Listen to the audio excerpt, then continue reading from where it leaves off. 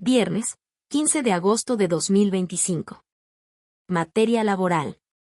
Tesis jurisprudenciales y aisladas. 1 de 18. Registro digital, 203-0939.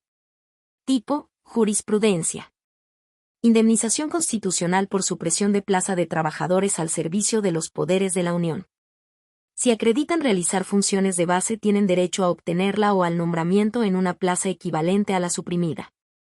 Hechos. Diversas personas trabajadoras de la Suprema Corte de Justicia de la Nación demandaron la indemnización constitucional y legal, así como el pago de diversas prestaciones, derivado de la supresión de la plaza que ocupaban. Criterio jurídico. Ante la supresión de plaza de los trabajadores al servicio del Estado, cuando acrediten que realizaban funciones de base, tienen derecho a obtener la indemnización constitucional y legal o a que se les otorgue el nombramiento en una plaza equivalente a la suprimida. Justificación. El artículo 123, apartado B, fracción 9. De la Constitución Política de los Estados Unidos Mexicanos establece que en caso de separación injustificada los trabajadores tendrán derecho a optar por la reinstalación en su trabajo o por la indemnización, previo al procedimiento legal, y que en los casos de supresión de plaza, los trabajadores afectados tendrán derecho a que se les otorgue otra equivalente a la suprimida o a la indemnización de ley. Ante ello, si la persona trabajadora acredita que realizaba funciones de base, le asiste el derecho, a su elección, para demandar la indemnización de ley o a que se le otorgue el nombramiento en una plaza equivalente a la suprimida. Pleno. 2 de 18. Registro digital, 203-0967. Tipo, jurisprudencia. Relación laboral burocrática. Determinación de su existencia a partir de la encomienda y desarrollo de las funciones inherentes al cargo, cuando no se haya formalizado a través de la emisión de un nombramiento. Hechos. Una persona demandó al titular de un área de la Suprema Corte de Justicia de la Nación el reconocimiento de la existencia de una relación de trabajo y su formalización mediante el otorgamiento y entrega del nombramiento respectivo, así como el pago de salarios caídos y demás prestaciones inherentes, como consecuencia de la terminación injustificada del vínculo laboral. Criterio jurídico. El vínculo laboral burocrático puede existir válidamente cuando el titular de un órgano o área de una dependencia o entidad de los poderes de la Unión encomienda a una persona desarrollar las funciones propias de un puesto de dicha área u órgano, y aquella efectivamente las desarrolla, con independencia de que no se hubiere formalizado con la emisión del nombramiento correspondiente. Justificación. El artículo 123 de la Constitución Política de los Estados Unidos Mexicanos establece marcos jurídicos diversos para regular el trabajo ordinario y el burocrático, mientras que en las relaciones laborales regidas por el apartado A interviene esencialmente la libre voluntad de las partes. El vínculo laboral de las regidas por el apartado B nace como consecuencia de un nombramiento para ocupar un cargo cuyas funciones están predeterminadas por las disposiciones legales y reglamentarias respectivas. Sin embargo, aunque la interpretación literal de los artículos 3, 12, 15 y 18 de la Ley Federal de los Trabajadores al Servicio del Estado podría llevar a sostener que la relación de trabajo burocrática nace solo a través del otorgamiento del nombramiento, pero la existencia de ese vínculo no depende inexorablemente de su expedición, sino que puede acreditarse atendiendo a las circunstancias jurídicas y fácticas que pudieron haber motivado que la persona prestara sus servicios al Estado por designación del titular de alguna área u órgano de una dependencia o entidad pública. Por tanto, el vínculo laboral burocrático válidamente puede establecerse cuando el titular de un órgano o área de una dependencia o entidad de los poderes de la Unión encomienda a una persona desarrollar las funciones propias de un puesto de esa área u órgano y dicha persona efectivamente las desarrolla, con independencia de que el vínculo jurídico no se formalice con la emisión del nombramiento correspondiente. Pleno. 3 de 18. Registro digital, 203-0979. Tipo, jurisprudencia. Terminación de la relación laboral burocrática de los trabajadores con funciones de base que laboraron un periodo inferior a 6 meses. Obligación de justificarla a partir de una razón suficiente aun cuando el trabajador no goce del derecho de estabilidad en el empleo. Hechos. Una persona demandó al titular de un área de la Suprema Corte de Justicia de la Nación el reconocimiento de la existencia de una relación de trabajo y su formalización mediante el otorgamiento y entrega del nombramiento respectivo, así como el pago de salarios caídos y demás prestaciones inherentes, como consecuencia de la terminación injustificada del vínculo laboral. Criterio jurídico. La terminación unilateral de la relación laboral por parte del patrón respecto de los trabajadores de base que hayan adquirido la prerrogativa de estabilidad en el empleo. Si bien no requiere que se acredite una causal de cesación prevista en el artículo 46 de la Ley Federal de los Trabajadores al Servicio del Estado, para ser válida debe sustentarse en una razón suficiente tal como la desaparición de la causa que originó el nombramiento o bien que el trabajador no ha prestado los servicios de forma satisfactoria, entre otras. Justificación. Los artículos 6 y 46 de la Ley Federal de los Trabajadores al Servicio del Estado establecen que los trabajadores de base serán inamovibles después de 6 meses de servicio sin nota desfavorable en su expediente, así como las causales de cesación sin responsabilidad para los titulares de las dependencias, aun cuando estos últimos no están obligados a invocar y demostrar alguna de dichas causales cuando se separa a un trabajador de nuevo ingreso que no ha laborado más de 6 meses. Ello no significa que tengan facultades ilimitadas para cesar libremente y sin responsabilidad a un empleado. Para hacerlo debe existir necesariamente una causa que lo motive, por ejemplo, que se refiere en alguna forma que el trabajador no ha prestado sus servicios satisfactoriamente. Esto es, para cesar a un trabajador con una antigüedad menor a la prevista en el referido artículo 6, el titular debe invocar y demostrar la existencia de una razón suficiente o nota desfavorable, toda vez que el cese es una medida grave que trasciende a la estabilidad económica del trabajador, por lo que no puede quedar a la voluntad del titular respectivo.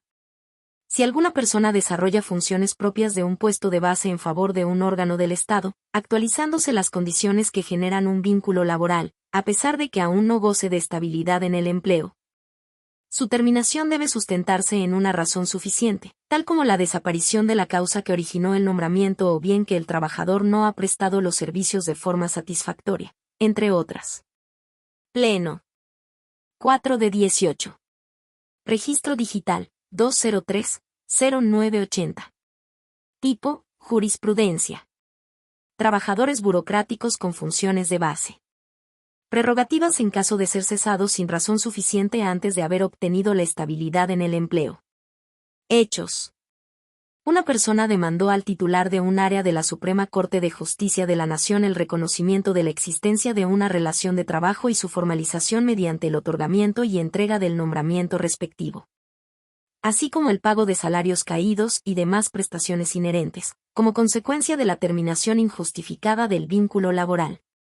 Criterio jurídico. Si se acredita que un trabajador desarrolló funciones propias de un puesto de base y es cesado sin una razón suficiente, tiene derecho, 1.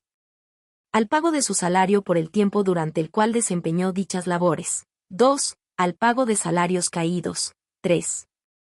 A su inscripción en el Instituto de Seguridad y Servicios Sociales de los Trabajadores del Estado con sus respectivas aportaciones. Y 4. A continuar en el desempeño de las funciones que llevaba a cabo durante el lapso establecido en el artículo 6 de la Ley Federal de los Trabajadores al Servicio del Estado. Justificación. El artículo 123, apartado B, fracciones V y 11.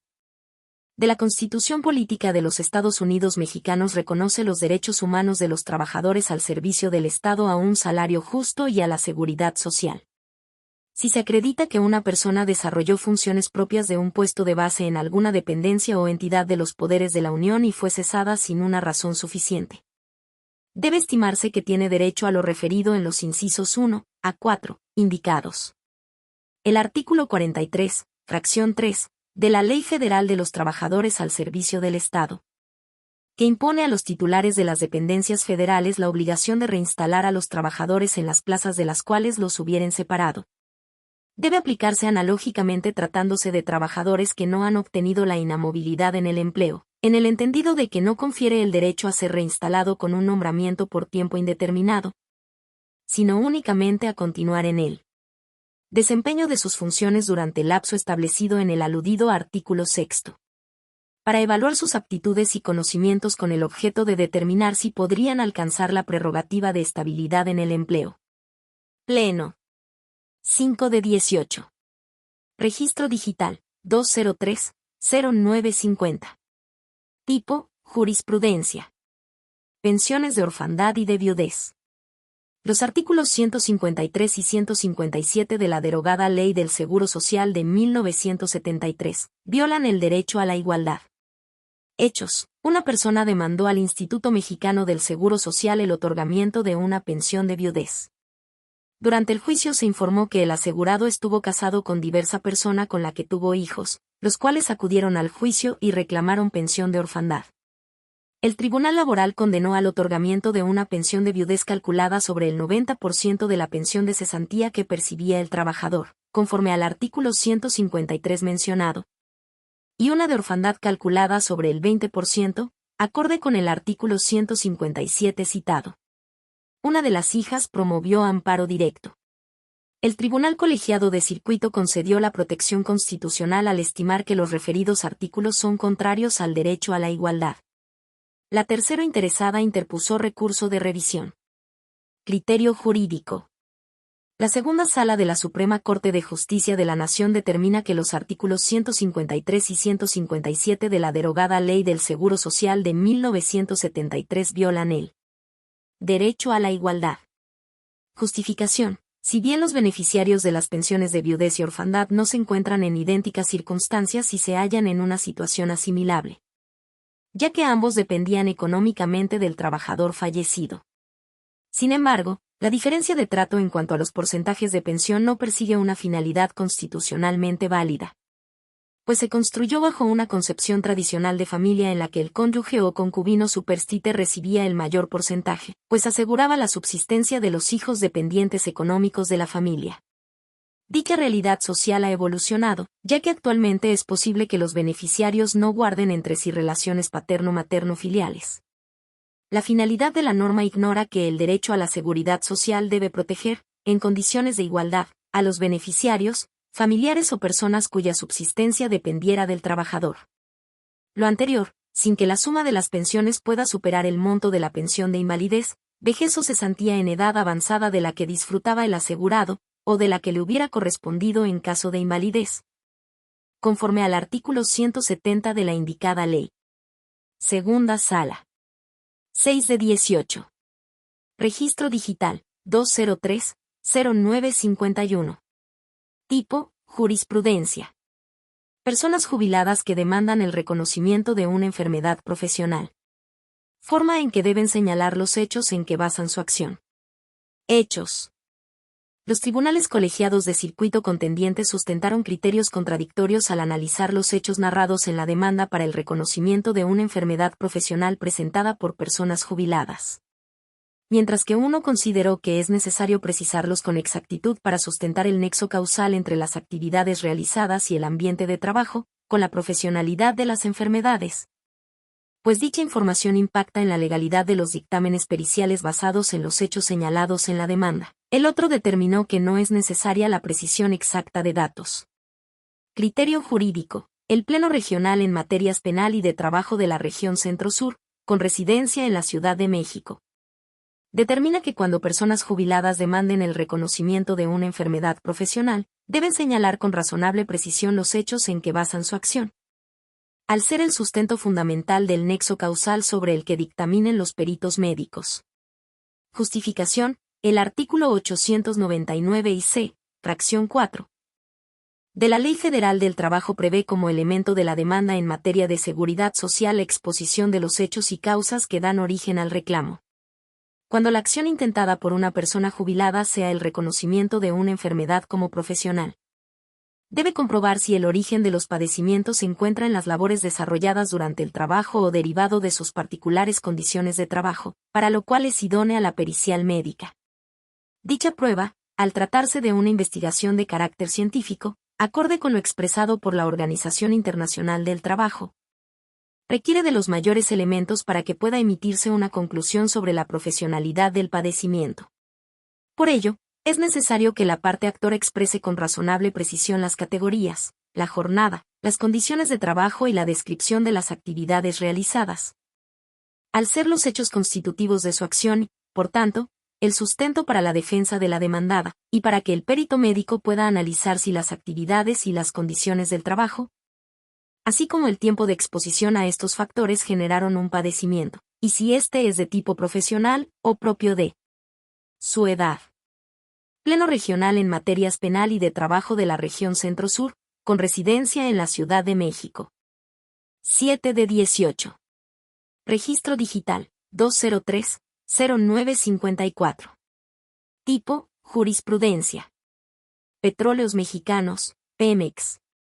La cláusula 4 de su contrato colectivo de trabajo es inconstitucional, al no permitir a los trabajadores temporales obtener la planta, si su contratación deriva de un motivo diverso a los ahí establecidos. Hechos. Los tribunales colegiados de circuito contendiente sustentaron criterios contradictorios al analizar la acción de otorgamiento de planta por parte de trabajadores de Petróleos Mexicanos, Pemex. En términos de la cláusula mencionada, bienio 2013 a 2015 y similares. Mientras que uno estableció que existe una distinción injustificada en su texto declarándola inconstitucional. El otro implícitamente reconoció su constitucionalidad al haber realizado una interpretación estricta de la misma. Criterio jurídico. El Pleno Regional en materias penal y de trabajo de la región Centro-Sur, con residencia en la Ciudad de México. Determina que es inconstitucional la cláusula 4 del referido contrato colectivo de trabajo, al impedir obtener la planta a los trabajadores temporales de Pemex y sus empresas productivas subsidiarias, que no hubieran sido propuestos de forma definitiva por el sindicato o cuando hayan ocupado una plaza vacante o puesto de nueva creación que sean definitivos, por un periodo mínimo de 365 días.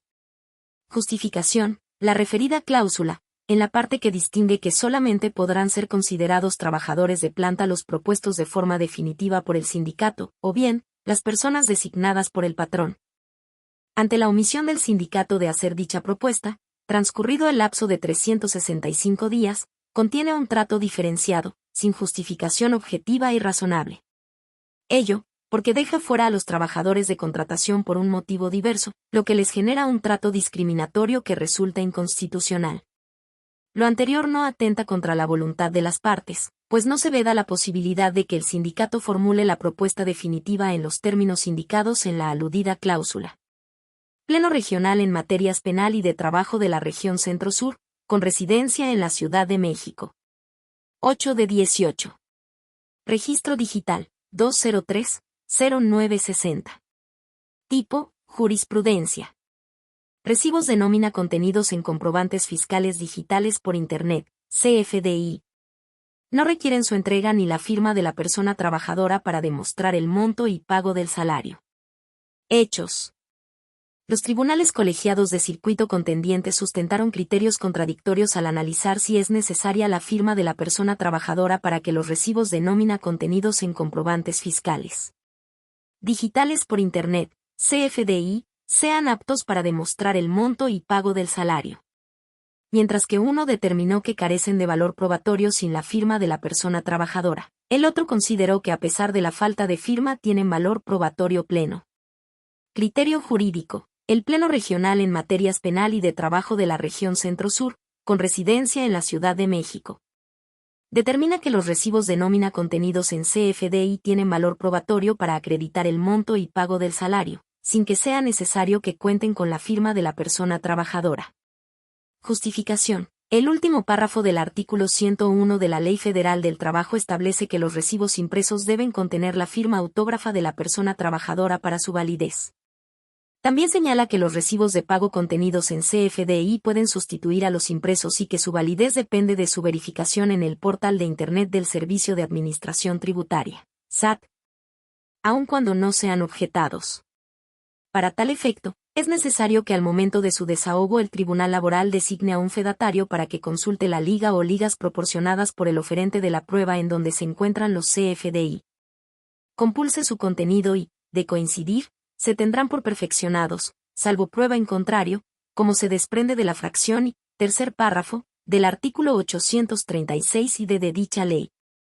Por ello, los recibos de nómina contenidos en CFDI son aptos para satisfacer la carga de la prueba de la parte patronal atinente al monto y pago del salario. Por lo que no es necesario que se constate su entrega a la persona trabajadora, ni que contengan su firma, como si se exige tratándose de los recibos impresos que no poseen esas características. Pleno regional en materias penal y de trabajo de la región Centro-Sur, con residencia en la Ciudad de México. 9 de 18. Registro digital, 203-0966. Tipo, jurisprudencia. Régimen de jubilaciones y pensiones de los trabajadores del Instituto Mexicano del Seguro Social. El pago de 2 o más pensiones a una sola persona no puede rebasar el límite establecido en sus artículos 4 y 5. Hechos. Los tribunales colegiados de circuito contendiente sustentaron criterios contradictorios al analizar si los artículos referidos limitan el pago de la suma de 2 o más pensiones otorgadas a una sola persona. Mientras que uno determinó que no debía toparse el pago, el otro resolvió que se prevé el límite equivalente al establecido para la categoría de médico familiar 8.0 horas. Más las prestaciones que le sean inherentes, de acuerdo con la zona en la que se preste el servicio y a la antigüedad del trabajador. Criterio jurídico. El Pleno Regional en materias penal y de trabajo de la región Centro-Sur, con residencia en la Ciudad de México. Determina que conforme al régimen de jubilaciones y pensiones de los trabajadores del Instituto Mexicano del Seguro Social, el pago de 2 o más pensiones a una sola persona no puede rebasar el límite establecido en sus artículos 4 y 5. Justificación. Conforme a la jurisprudencia 2A/J 38/2018, décima. De la Segunda Sala de la Suprema Corte de Justicia de la Nación y a la interpretación de los artículos 4 y 5 del régimen de jubilaciones y pensiones de los trabajadores del Instituto Mexicano del Seguro Social. Se advierte que dichos preceptos establecen expresamente los criterios para calcular pensiones, incluyendo límites en el salario base y porcentajes aplicables según años de servicio, más el pago de diversos conceptos. Sin embargo, no prevén la posibilidad de que la suma de 2 o más pensiones otorgadas a una sola persona supere dichos topes.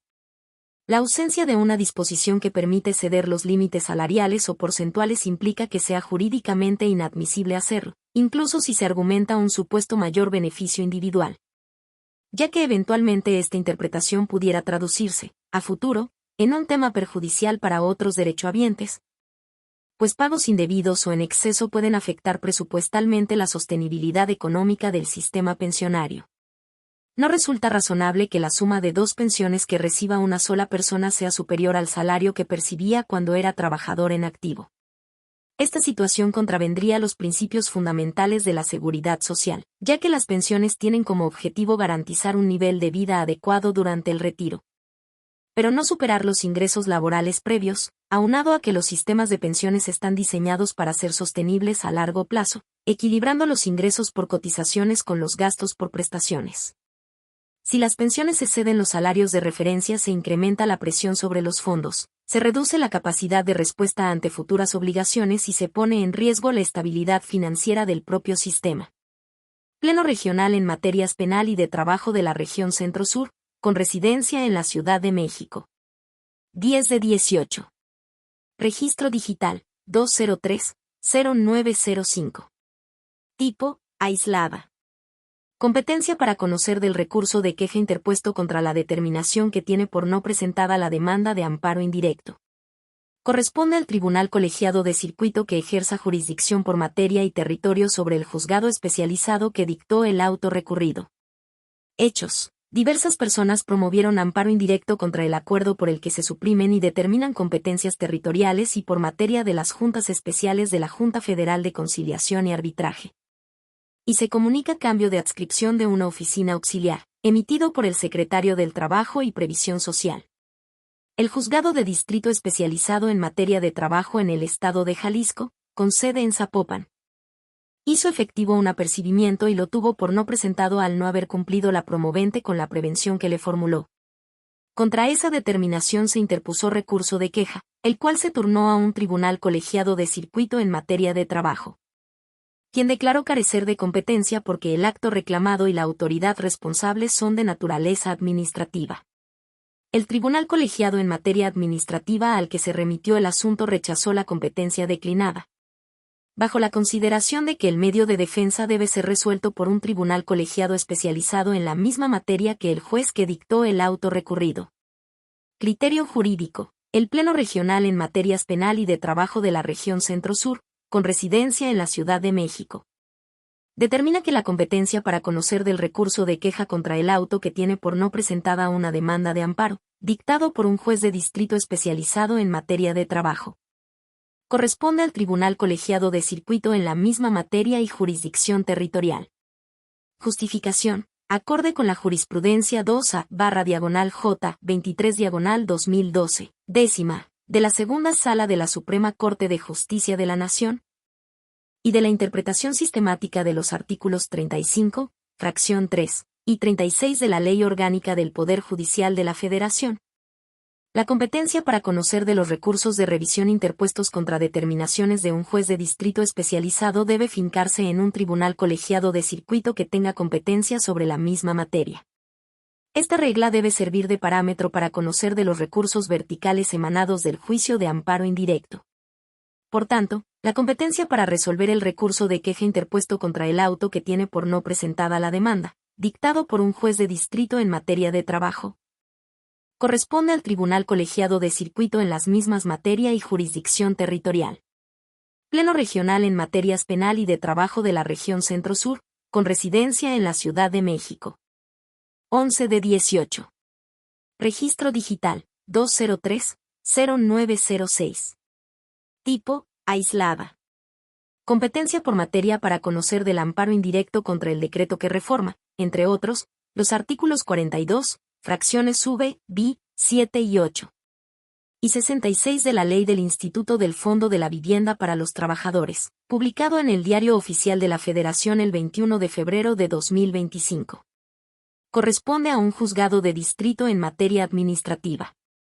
Hechos. Los juzgados de distrito contendientes sustentaron criterios jurídicos contradictorios al analizar la competencia material para conocer de un amparo indirecto promovido contra el decreto que reforma, entre otros, los artículos 42, fracciones V, B, 7 y 8, y 66 de la Ley del Instituto del Fondo de la Vivienda para los Trabajadores, publicado en el Diario Oficial de la Federación el 21 de febrero de 2025, pues mientras que uno sostuvo que corresponde a un juzgado en materia administrativa, el otro consideró que corresponde a un juzgado de distrito en materia de trabajo. Criterio jurídico. Este tribunal colegiado de circuito determina que la competencia por materia para resolver el amparo indirecto promovido contra el decreto que reforma, entre otros, los artículos 42, fracciones V, B, 7 y 8, y 66 de la Ley del Instituto del Fondo de la Vivienda para los Trabajadores, publicado en el Diario Oficial de la Federación el 21 de febrero de 2025. Corresponde a un juzgado de distrito en materia administrativa. Justificación. Para determinar la competencia entre un juzgado de distrito en materia de trabajo y uno en materia administrativa, es necesario atender a la naturaleza de las normas o actos reclamados. En las disposiciones legales referidas se contienen reglas encaminadas a la modificación y creación de normas que tienen como fin una nueva regulación jurídica derivada del artículo 123, apartado A. Fracción 12, de la Constitución Política de los Estados Unidos Mexicanos, referente al destino de los fondos de los trabajadores previstos para la adquisición o financiamiento que permita otorgarles un crédito barato y suficiente para la obtención de una vivienda cómoda e higiénica, por lo que sí se reclama la modificación del régimen de una prestación social, que deriva de un derecho laboral. Ello constituye un acto de naturaleza administrativa cuyo conocimiento corresponde a un juez de distrito de esa especialidad. 15º Tribunal Colegiado en materia de trabajo del Primer Circuito. 12 de 18. Registro digital, 203-0910. Tipo, aislada. Constancia de semanas cotizadas ofrecida en el juicio laboral por el Instituto Mexicano del Seguro Social, IMSS, en su carácter de patrón demandado. Es ineficaz, por sí misma, para acreditar la antigüedad de sus trabajadores. Hechos. En un juicio laboral el trabajador reclamó del Instituto Mexicano del Seguro Social, IMSS, en su carácter de patrón demandado, como acción principal, el reconocimiento de su antigüedad. Por su parte, el organismo de seguridad social ofreció la constancia de semanas cotizadas para demostrar la antigüedad del trabajador con las altas y bajas ante el régimen de seguridad social. Criterio jurídico. Este tribunal colegiado de circuito determina que la constancia de semanas cotizadas expedida por el IMSS, por sí misma, no tiene el alcance de probar la antigüedad de los trabajadores ni las interrupciones del vínculo laboral. Justificación: el Pleno Regional en Materias Penal y de Trabajo de la Región Centro-Norte, con residencia en la Ciudad de México, en la jurisprudencia PR, PT-CN. J/14L, 11ª, determinó que la hoja de certificación de derechos constituye la prueba idónea para justificar las semanas cotizadas y el salario promedio de cotización. Pero no tiene el alcance de probar la antigüedad de los trabajadores al servicio del IMSS, pues cuando éste en su carácter de patrón demandado en un juicio laboral ofrece como prueba el referido certificado, no tiene pleno valor probatorio para acreditar la antigüedad del trabajador, ya que la circunstancia de que consten las altas y bajas del asegurado ante el régimen obligatorio y voluntario de seguridad social, no significa que por ese lapso subsista la relación de trabajo, dado que pueden darse distintas eventualidades que originen que esos datos no coincidan con el periodo de vigencia del vínculo laboral. Además, si el instituto está desprovisto del carácter de autoridad, no puede otorgársele pleno valor, pues se rompería el principio de igualdad procesal y se dejaría en desventaja al trabajador. Ahora, si bien la hoja de certificación de derechos y la constancia de semanas cotizadas son documentos distintos por la información recopilada en los mismos, así como por la forma y para los fines en que fueron expedidos, ambos son emitidos por el Instituto Mexicano del Seguro Social en su carácter de ente asegurador autorizado para ello y responsable de la veracidad de los datos en el contenidos. En virtud de la información que proporcionan los propios empleadores, el primero, avalado con la firma y el nombre de un funcionario facultado para ello y, el segundo, con cadena original, sello digital, secuencia notarial y número de serie. Y contienen similitud de información relativa a las altas y bajas del asegurado ante el régimen obligatorio y voluntario de seguridad social, semanas cotizadas y salario promedio de cotización. En ese sentido, constituyen prueba idónea para justificar las semanas cotizadas y el salario promedio de cotización, salvo prueba en contrario. Así, al contener similitud de información, en el caso de la constancia de semanas cotizadas, deben imperar las mismas razones que el citado Pleno Regional expuso para calificar la ineficacia del certificado de derechos en un juicio de reconocimiento de antigüedad, en el cual el IMSS acude en su carácter de empleador, porque si la hoja de certificación de derechos avalada con la firma y el nombre de un funcionario autorizado para ello, con el fin de determinar las semanas cotizadas de un asegurado, entre otros aspectos, aportada en un juicio laboral por el instituto aludido en su carácter de patrón, por sí misma no tiene el alcance de demostrar la antigüedad de su trabajador ni las interrupciones que se dieron del vínculo laboral, por igualdad de razón. Tampoco la tiene la constancia de semanas cotizadas allegada por el empleador y que se expide con fines informativos, por lo que carece de valor probatorio para acreditar de forma plena y sin lugar a dudas la duración de las relaciones de trabajo para efectos del reconocimiento de antigüedad.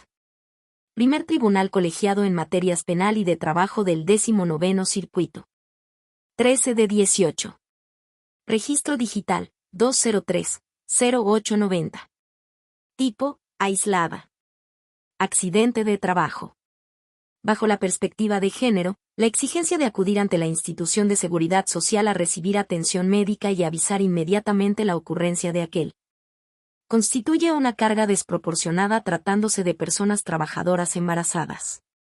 Hechos: una mujer trabajadora, médica, demandó ante la Junta Federal de Conciliación y Arbitraje el reconocimiento de un accidente en su centro de trabajo ocurrido cuando estaba embarazada, el otorgamiento de una pensión por incapacidad y otras prestaciones del Instituto Mexicano del Seguro Social, IMSS. La trabajadora no acudió inmediatamente a solicitar la atención médica o a notificar el accidente de trabajo, pues decidió incorporarse a sus labores rápidamente, dada la emergencia sanitaria, debido al virus COVID-19. Además, cuando supo que estaba embarazada priorizó la atención de su embarazo, por lo cual no prestó atención inmediata a otras secuelas, aunque sí fueron identificadas por la médica que la atendió en el Instituto de Seguridad Social. El IMSS negó acción y derecho a la actora para reclamar dichas prestaciones. Adujo que el accidente se calificó como no de trabajo, porque aquella no dio aviso del accidente ni solicitó atención médica inmediatamente, en términos del artículo 22 del Reglamento de Prestaciones Médicas, el cual establece que cuando un trabajador sufra un probable accidente de trabajo, inmediatamente deberá acudir o ser trasladado a recibir atención en la unidad médica que le corresponda o, en caso urgente, a la unidad médica más cercana al sitio donde lo haya sufrido. La Junta absolvió al instituto demandado de todas las prestaciones reclamadas. Criterio jurídico. Este tribunal colegiado de circuito determina que la exigencia de que se notifique a la institución de seguridad social inmediatamente la ocurrencia del accidente de trabajo, para que éste sea reconocido como tal, en términos del artículo 22 del Reglamento de Prestaciones Médicas del Instituto Mexicano del Seguro Social, es una carga desproporcionada en los casos que involucren personas trabajadoras embarazadas. Justificación. Al analizar el asunto con perspectiva de género, en términos de las tesis aisladas primera, SIX/2014, décima, y primera, el SIX/2015, décima, emitidas por la primera sala de la Suprema Corte de Justicia de la Nación, de rubros, acceso a la justicia en condiciones de igualdad. Todos los órganos jurisdiccionales del país deben impartir justicia con perspectiva de género, e impartición de justicia con perspectiva de género. Debe aplicarse este método analítico en todos los casos que involucren relaciones asimétricas, prejuicios y patrones estereotípicos, independientemente del género de las personas involucradas, respectivamente. Se concluye que el requisito que establece el citado artículo 22 consistente en acudir inmediatamente a recibir atención en la unidad médica que le corresponda o, en caso urgente, a la unidad médica más cercana al sitio donde lo haya sufrido, es una exigencia sin matices para las personas trabajadoras embarazadas, pues desconoce la manera en que evoluciona el embarazo y las complicaciones que de él derivan, así como la necesidad inmediata de las mujeres médicas de reincorporarse a sus labores como parte de una cultura que les impone la postergación personal como garante de la salud de otras personas. Es una conducta común de las mujeres socializadas en el orden de género que asuman que sus necesidades de salud pueden esperar, que primero están las obligaciones y luego las necesidades personales. Esta socialización no puede impactar en sentido negativo los derechos de las personas trabajadoras embarazadas. Segundo Tribunal Colegiado en Materia de Trabajo del Primer Circuito. 14 de 18. Registro Digital, 203-0955. Tipo, aislada. Prescripción en materia laboral. Corresponde a la persona trabajadora demostrar que interrumpió oportunamente el plazo prescriptivo en los casos en los que es exigible agotar la instancia conciliatoria prejudicial. Hechos. Una persona trabajadora, previo agotamiento del procedimiento conciliatorio prejudicial, ejerció la acción de reinstalación por despido injustificado. La demandada opuso la excepción de prescripción en términos del artículo 518 de la Ley Federal del Trabajo contra la acción intentada por la actora y argumentó que no presentó oportunamente la solicitud de conciliación a que se refiere el artículo 684b. El Tribunal Laboral declaró fundada la excepción al considerar que conforme a las constancias de no conciliación que la persona trabajadora presentó con su demanda, no interrumpió oportunamente el plazo prescriptivo, por lo que a la fecha de presentación de la demanda, se había consumado la prescripción. En su réplica, la trabajadora intentó demostrar que solicitó el desahogo del procedimiento conciliatorio prejudicial oportunamente, lo que fue desestimado, ya que no se ofrecieron las constancias referidas en el escrito de demanda. Criterio jurídico. Este tribunal colegiado de circuito determina que en los casos en los que resulta obligatorio agotar previamente la instancia conciliatoria prejudicial, si la parte demandada interpone la excepción de prescripción a que se refiere el artículo 518 de la Ley Federal del Trabajo, corresponde a la persona trabajadora acreditar con la constancia de no conciliación exhibida con su demanda, que interrumpió oportunamente el plazo prescriptivo, sin que resulte factible que en vía de réplica alegue la existencia de una constancia distinta para desacreditar la excepción. Justificación. De conformidad con el criterio establecido por la Segunda Sala de la Suprema Corte de Justicia de la Nación en la tesis de jurisprudencia 2A/J, 4/2024. 11. Las constancias que expide el Centro de Conciliación y permiten a la parte actora accionar la sede jurisdiccional son la constancia que acredita haber agotado la etapa de conciliación prejudicial obligatoria, o bien, la constancia que deja a salvo los derechos del solicitante de la conciliación para promover juicio ante el tribunal competente. De ahí que al ser obligación de la persona trabajadora presentar con su demanda la constancia de no conciliación respectiva en caso de que la demandada oponga la excepción de prescripción prevista en el citado artículo. 518 argumentando que no fue interrumpida oportunamente por la presentación fuera de plazo de la solicitud de conciliación a que se refiere el artículo 684b de la propia ley. Recae en la persona trabajadora la carga de demostrar, conforme a la respectiva constancia de no conciliación que haya exhibido con su demanda, que interrumpió la prescripción de manera oportuna, pues al ser documentos que obtiene directamente del centro de conciliación, está en posibilidad de exhibirlos desde la presentación de la demanda, por lo que no resulta factible que exhiba una constancia distinta a la inicialmente presentada para desacreditar la excepción de prescripción, dado que su carga procesal de exhibir la constancia que compruebe la conclusión de la instancia conciliatoria prejudicial obligatoria, se cumple al presentar su demanda a la autoridad jurisdiccional. 14º Tribunal Colegiado en materia de trabajo del primer circuito. 15 de 18. Registro digital, 203-0957. Tipo, aislada. Prima vacacional. Procede su pago si prospera la acción de reinstalación, aun cuando no se demande expresamente.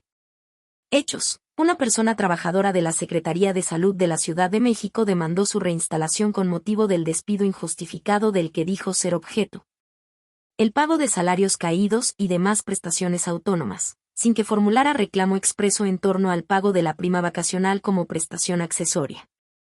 La responsable dictó laudo en el que consideró existente el despido, por lo que condenó a la reinstalación del trabajador, sin hacer pronunciamiento sobre la prima vacacional. Criterio jurídico. Este tribunal colegiado de circuito determina que procede el pago de la prima vacacional si prospera la acción de reinstalación, aun cuando no se demande expresamente. Justificación. En la tesis de jurisprudencia 2A/J1/2020, décima, de rubro, aguinaldo. Procede su pago aun cuando no se demande expresamente, si prospera la acción de reinstalación. La segunda sala de la Suprema Corte de Justicia de la Nación determinó que la reinstalación tiene como objetivo la protección de la estabilidad de las personas trabajadoras en su empleo. Por lo que en caso de que el patrón no demuestre la causa de terminación del vínculo laboral, la condena conlleva que la relación continúe en los términos pactados como si no se hubiese interrumpido, por lo que es procedente el pago de prestaciones que dejó de percibir durante la tramitación del juicio, como lo es el aguinaldo, aunque no se hubiese reclamado expresamente. En ese contexto, si la persona trabajadora dejó de percibir el pago de la prima vacacional por una causa imputable al patrón, entonces la procedencia de la reinstalación conlleva la consecuencia directa de su pago como prestación accesoria posterior al despido, sin que sea necesario que se haya demandado expresamente, ya que es un resultado inherente a la acción principal. 14º Tribunal Colegiado en materia de trabajo del primer circuito. 16 de 18. Registro digital, 203-0945. Tipo, aislada. Licencias para el desempeño de comisiones sindicales solicitadas por sindicatos minoritarios. Deben otorgarse en función de las necesidades que hagan posible su eficaz funcionamiento y no conforme al número de trabajadores afiliados. Hechos. Un sindicato minoritario demandó el otorgamiento de licencias para el desempeño de comisiones sindicales para hacer frente a las exigencias cotidianas de su funcionamiento normal. El sindicato mayoritario y el patrón refirieron que aquel no tenía derecho a esa prestación, porque rebasaba en proporción los permisos que se le otorgaban al organismo titular del contrato colectivo. La Junta condenó a los demandados a otorgar solamente un permiso sindical en favor de la secretaria general de la organización minoritaria con base en el principio de proporcionalidad matemática, conforme al número de afiliados. Criterio jurídico. Este tribunal colegiado de circuito determina que las licencias para el desempeño de comisiones sindicales solicitadas por sindicatos minoritarios deben otorgarse en función de las necesidades que hagan posible su eficaz funcionamiento, y no conforme al número de trabajadores afiliados. Justificación. Conforme al artículo 2 del Convenio número 135 sobre los representantes de los trabajadores de la Organización Internacional del Trabajo, OIT, al amparo directo en revisión 303/2011, resuelto por la Segunda Sala de la Suprema Corte de Justicia de la Nación, y a los artículos 132, fracción X, 184, 388 y 396 de la Ley Federal del Trabajo. La empresa deberá otorgar a los representantes de los trabajadores facilidades apropiadas para que desempeñen sus funciones de manera rápida y eficaz y, que para ello, se deberán tener en cuenta las características del sistema de relaciones obrero-patronales del país, sus necesidades, importancia, así como las posibilidades del empleador para que la concesión de dichas facilidades no perjudique su funcionamiento eficaz. Asimismo, si bien los sindicatos mayoritarios pueden tener privilegios, no pueden ser irrestrictos y tienen ciertos límites. De ahí que es desproporcional otorgar permisos sindicales al sindicato minoritario atendiendo al número de afiliados, en función de los que se hubieran otorgado a la organización mayoritaria, ya que el número de agremiados que requiere cada sindicato para atender las necesidades básicas sindicales debe partir de un criterio racional que apele a las personas necesarias para sostener su buen funcionamiento, así como la aplicación de normas correctivas en caso de sanción, la seguridad e higiene. Dentro de los centros de labores, la proposición de personas para la ocupación de plazas, entre otras, así como el desarrollo del plan de acción, ya que de lo contrario no sería posible que satisfaga el fin para el que fue creado, sin que ello perjudique el buen funcionamiento de la vida interna de aquellas empresas que prevén un sistema de licencias destinadas a cubrir los puestos cuyos titulares se encuentran realizando funciones de índole sindical, con base en un criterio de racionalidad y prudencia. Segundo Tribunal Colegiado en Materia de Trabajo del Primer Circuito. 17 de 18. Registro Digital, 203-0948. Tipo, aislada. Medidas reparatorias en materia sindical. Procede a aplicarlas para prevenir futuras actuaciones que vulneren el principio de igualdad de trato. Hechos. Un sindicato minoritario solicitó la imposición de medidas reparatorias a su favor por estimar que se había vulnerado la igualdad de trato en su perjuicio, derivado de ventajas excesivas en favor de la organización mayoritaria. El sindicato titular del pacto colectivo y el patrón refirieron que no existió un trato desigual y que las organizaciones mayoritarias tienen beneficios exclusivos legalmente justificados. La Junta absolvió a los demandados en relación con ese reclamo. Criterio jurídico. Este tribunal colegiado de circuito determina que cuando en el juicio se acredite un trato desigual e injustificado entre los sindicatos contendientes, las autoridades laborales deben imponer medidas reparatorias para disuadir a cualquier involucrado en esa clase de actos y lograr su no repetición para lograr así la efectividad del fallo favorable y evitar la promoción de ulteriores que contravengan el principio de igualdad, lo anterior, con independencia de que solo exista condena de algunas prestaciones reclamadas, o no se hubieran declarado procedentes en los términos en que originalmente se plantearon. Justificación. Conforme al amparo directo en revisión 992/2014, resuelto por la Primera Sala de la Suprema Corte de Justicia de la Nación, del cual derivó la tesis aislada primera. Abril de 2015, décima. Es posible que los juzgadores establezcan medidas cuyo efecto sea disuadir a quien emitió el acto discriminatorio para que en un futuro se abstenga de hacerlo, siempre y cuando sean suficientemente eficaces para lograr su cometido, esto es, prevenir futuras actuaciones contrarias al principio de igualdad de trato, sin que pueda considerar que las medidas en cuestión dependan de la improcedencia de otros reclamos o si se condenó a estos de manera diferente a como se demandaron originalmente. En la medida en que es posible que el operador jurídico analice cualquier acto que por sí solo implique la desigualdad en el trato de un sindicato respecto de otro y, de estimarlo, determine la clase de medida disuasoria que proceda para desmotivar al que realizó el acto de hacerlo nuevamente, así como ejemplificar a cualquier otra persona de realizarlo y, de esa manera evitar que la desigualdad produzca sus efectos en el futuro. Asimismo, basta que exista desigualdad en el trato en cualquier grado para que el juzgador emprenda el análisis de procedibilidad de las medidas disuasorias y la evaluación de cuáles serían las más eficaces para lograr que tanto la persona que cometió el acto lesivo como cualquier otra no las cometan en el futuro. Segundo Tribunal Colegiado en Materia de Trabajo del Primer Circuito. 18 de 18.